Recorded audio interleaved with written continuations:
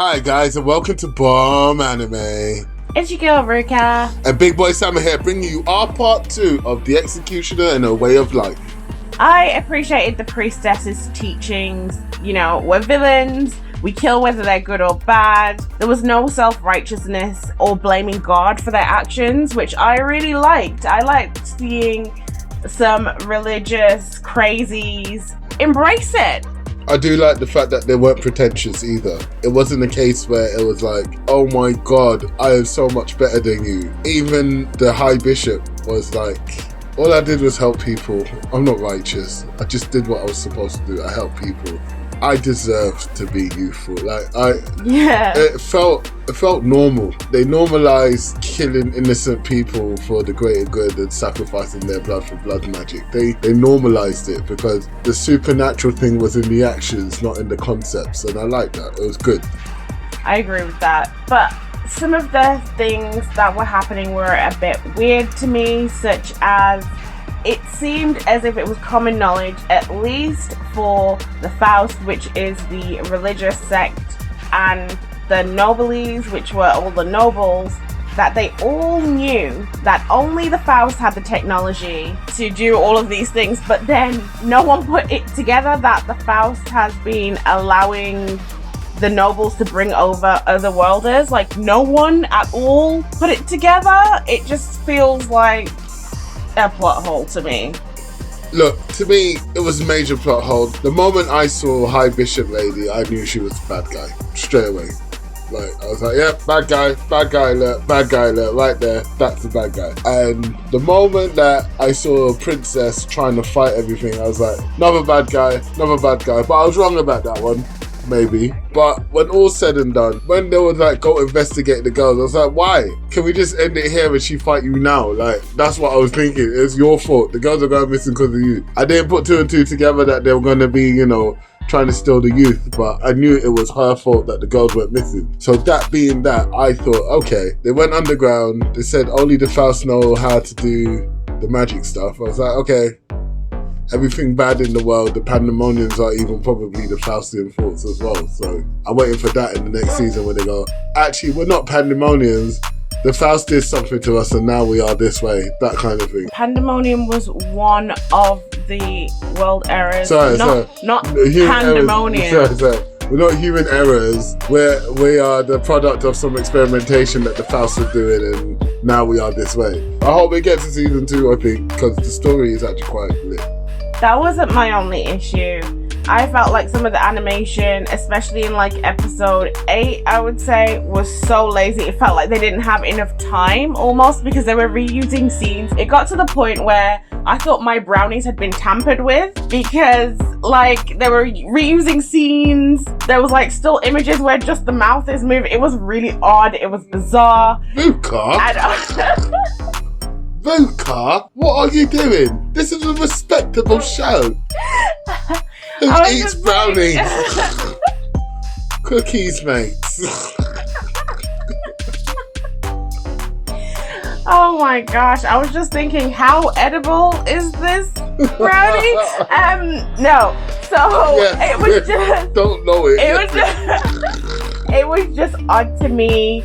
And then like some of the choices, like Akari was told that her using her power over and over again made a crack in the fog for pandemonium to come out. So Akari was like, I know, I'm gonna help by using my power over and over again.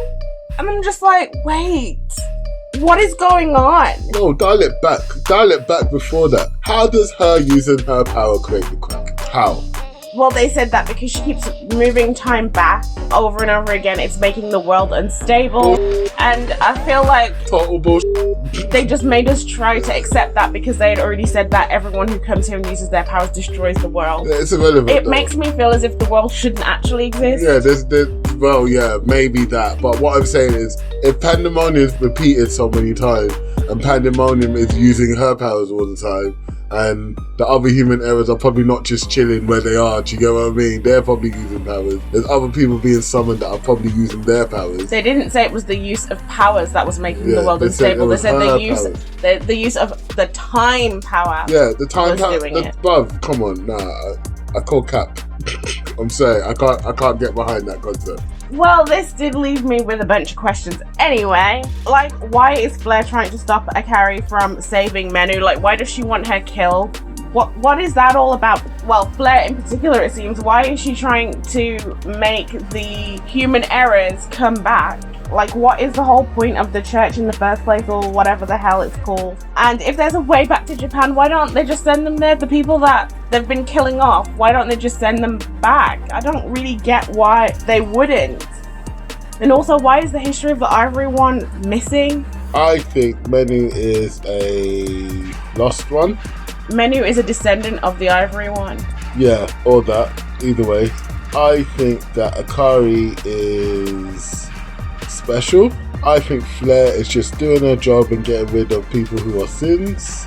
And that includes Menou, Flarette, whatever you want to call her. That is going to be it. I feel like it's not going to get deeper than that. Flare is also trying to make the other human errors, the really bad ones, the 4 major bad ones, come back. So you can't be simultaneously trying to save the world by getting rid of the other worlders and also releasing hell onto the earth. They don't go together. They're total opposites. Have you ever read the Holy Book? I'm saying, like, they talk about scripture all the time. Have you ever read some scripture?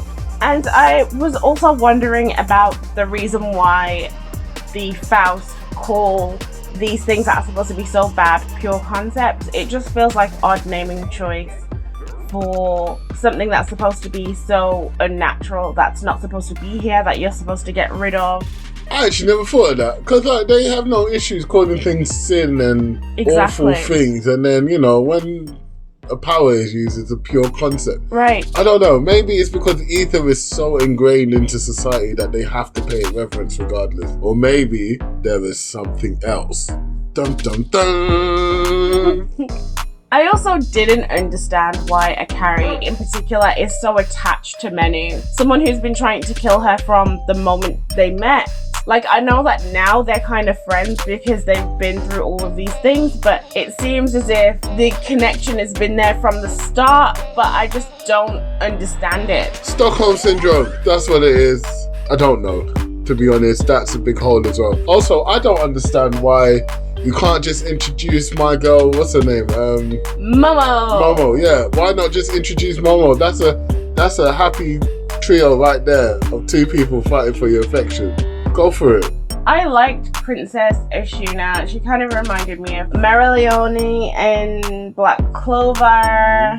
Not only did I like her character and the way that she was constantly there, investigating, just doing her own thing, ignoring her guards, just being a badass and ignoring her princess duties to actually do things that benefits the actual place that her people rule over.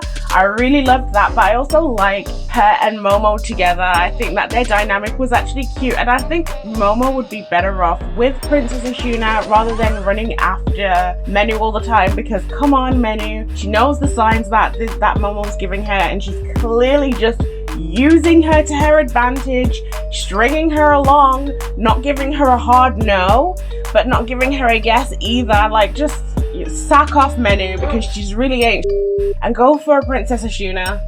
I understand this fully. Like, it's really hard when you're attached to someone that's unobtainable. It's a tough one because you feel like, whoa, it shouldn't be unobtainable though, like, but it is. And it's really hard because Menou, Flarette, whatever you want to call her, is definitely about job. She is constantly on job. She's got no friends. She's using Momo, she's using Akari, she's gonna use the princess if she gets away, but the princess will probably use her right back. Because the princess even ducked, she was like, nah, I'm not with it. Here, use the sword. I'm not with it. I know what you're gonna use me for. Do you get what I mean? If Mama was there, she'd be like, I'll be your shield, I promise, I will save you. Like, do you get what I mean? Yeah. Princess was like, yo, take you up on that offer, I'm too important for this. Case. Momo might need to learn this lesson, innit?